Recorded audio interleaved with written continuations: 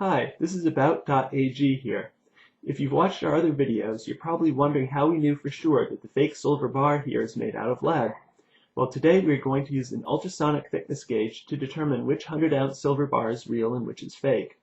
An ultrasonic thickness gauge works by measuring how long it takes for sound to travel through a material. These devices are usually expensive, often costing $1,000 or more.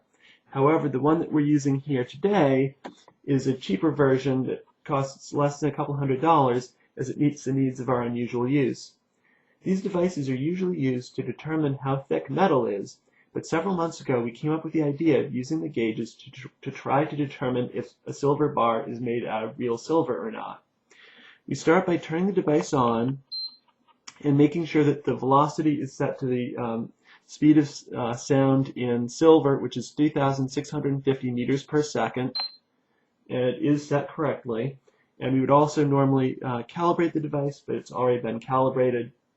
The device then tells us how thick a bar should be if it really is made out of silver. If the thickness it displays matches the actual thickness, we know we have a real silver bar. If it is different, we have a fake silver bar. So the next step is to apply some glycerin to the bars. This is used to get a good connection from the coupler, which is on the other end of the device.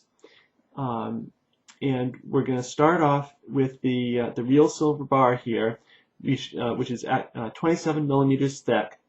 And we're going to check and see what the device shows us. It shows us that it's 26.9 millimeters thick, which is just about right, and is probably exactly how thick it is at that point. Now we move over to the fake bar, and we put the coupler on there, and the fake bar is really 21 millimeters thick, but it's showing as 33.9 millimeters thick.